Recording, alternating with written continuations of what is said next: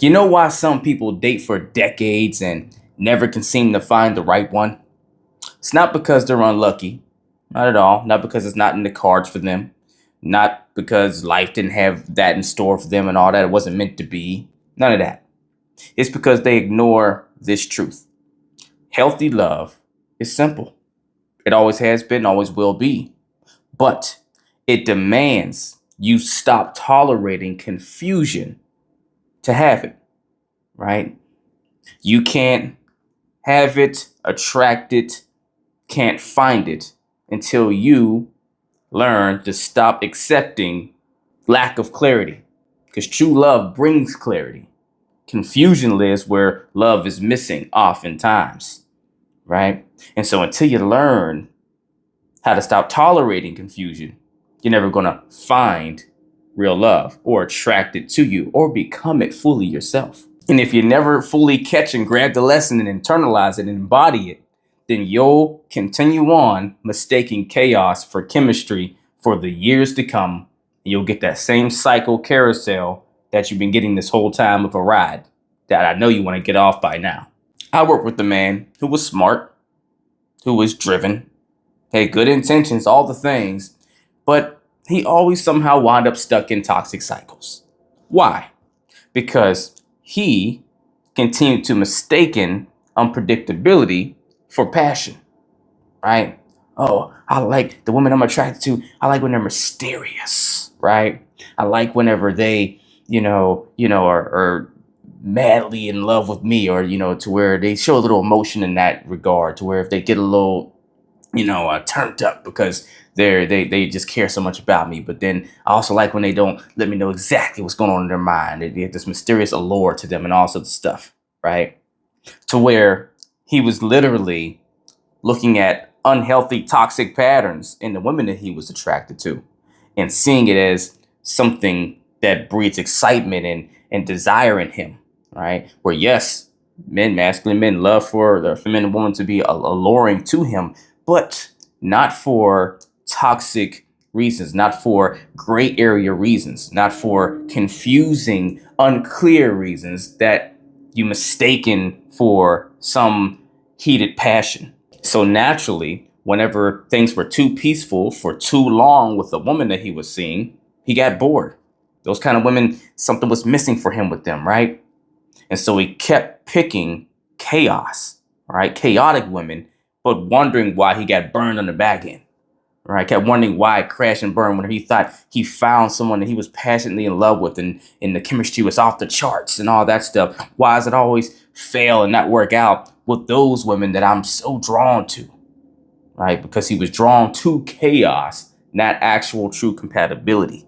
And see, what I had to work through with him was understanding some truths, right? And the first truth we had to get clear on that we worked through so we got to the other side was understanding that healthy love can be very boring, absolutely, to unhealthy people. See, whenever you're coming from an unhealed space or a space of unrest, right? There's void inside of you. There's something that still needs to be, nurtured and brought to a healed or peaceful space, and it's still in there restless, then you will continually be drawn to whatever the external matching frequency is. Someone that has a lack of peace within themselves to where they come help to feed some of that unhealthy imbalance, that toxicity that you're kind of craving from your wounds, right? So when you're not healthy, what is healthy definitely seems boring. Seems like something's missing. There's not there's not enough action there. Whether you're someone that is accustomed to drama and you're used to, there being conflict all the time, so you need there to be a little bit of a back and forth, or whether you come to learn that through your last relationship or your previous relationships or growing up in the home or what have you, the example you saw of love is whenever people are passionately crazy about each other to where they love each other, but they're doing real toxic things. So for you, you need that to feel like there's a spark and there's something real that you can tether to, all the things. But whenever you are not healthy, healthy love can seem real boring. So that should be a big sign to you, let you know where you're at in the spectrum, if that is you. So if true peace makes you itch, you're not ready for healthy love yet. That's just the facts. right? If it makes you uneasy, if the idea of having to sit in solace with someone and there not have to be something grandiose or something crazy going on or something stimulating in a certain way, and it kind of makes you uneasy and you can't really sit still, it's a sign. And the third truth I helped him learn was that you do not attract real love until you start to crave stability more than adrenaline.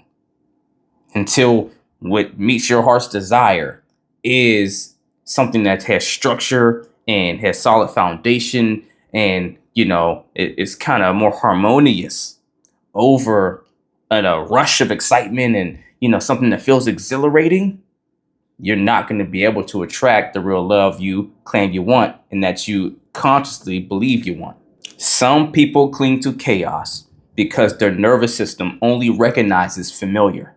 But sometimes familiar isn't healthy if whatever created your sense of familiarity was an unhealthy past, a toxic past, right? Something to where some wound is still trying to get healed through you, or you had a really unhealthy conditioning and perspective woven into you as to what healthy love looked like, that's got you on a path that doesn't serve you to never actually get what you're seeking. So if this is you, your next level starts when you stop mistaking your comfort zone for your soulmate.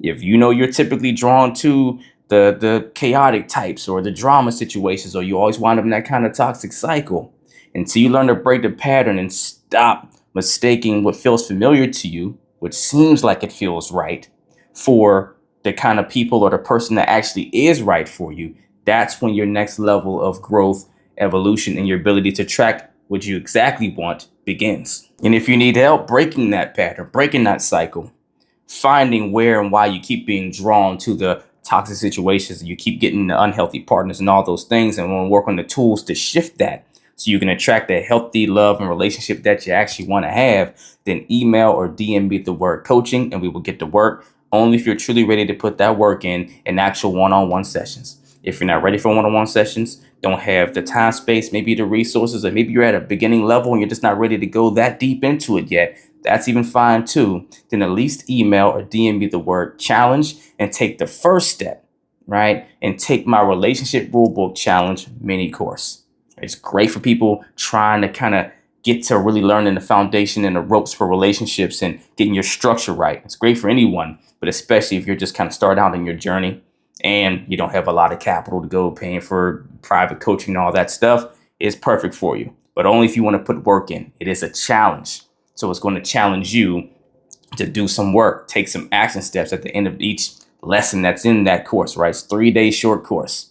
First day, you'll learn your values, really how to get those airtight. Second day, your standards, boundaries, your deal breakers. And the third day, different stages of a relationship, the do's, the don'ts, and all those things that you need to date and be in relationships with clarity, right?